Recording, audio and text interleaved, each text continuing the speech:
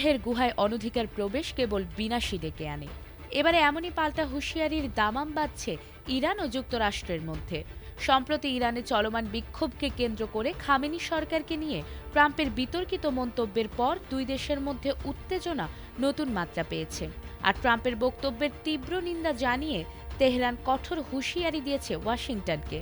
ভূরাজনৈতিক এই উত্তপ্ত পরিস্থিতিতে ট্রাম্পের মন্তব্যের প্রেক্ষিতে ইরানের এই কড়া জবাব মধ্যপ্রাচ্যে নতুন করে সংঘাতের আশঙ্কা জাগিয়ে তুলছে।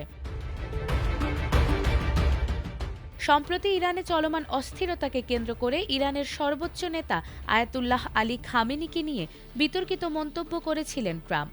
তিনি বলেছিলেন, ইরানের শাসন ব্যবস্থা পরিবর্তনের সময় এসেছে।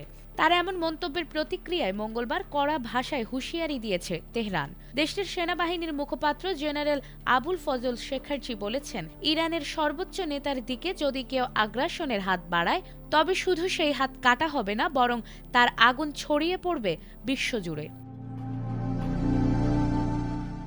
একই সঙ্গে ইরানের অভ্যন্তরীণ বিষয়ে হস্তক্ষেপের অভিযোগ তুলে যুক্তরাষ্ট্রের তীব্র সমালোচনা করেছেন দেশটির পররাষ্ট্রমন্ত্রী আব্বাস আরাঘচি। তিনি বলেছেন, সাম্প্রতিক সহিংসতায় সরাসরি উস্কানি দেওয়ার পাশাপাশি সন্ত্রাসবাদেও প্রকাশ্য সমর্থন দিয়েছে যুক্তরাষ্ট্র। আরাঘচির দাবি, ৮ থেকে ১০ জানুয়ারির মধ্যে ইরানে সংঘটিত সহিংস ঘটনায় যুক্তরাষ্ট্র ও ইসরায়েল সমর্থিত গোষ্ঠীগুলো জড়িত ছিল। এসব হামলায় মসজিদ, শিক্ষা প্রতিষ্ঠান, হাসপাতাল ও বিদ্যুৎ কেন্দ্রের মতো গুরুত্বপূর্ণ স্থাপনাকে লক্ষ্যবস্তু করা হয়েছে, যা আন্তর্জাতিক আইনের স্পষ্ট লঙ্ঘন।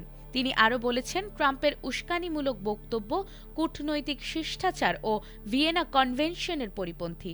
এর বিরুদ্ধে ইরান ইতিমধ্যে আইনি ও কূটনৈতিক পদক্ষেপ শুরু করেছে।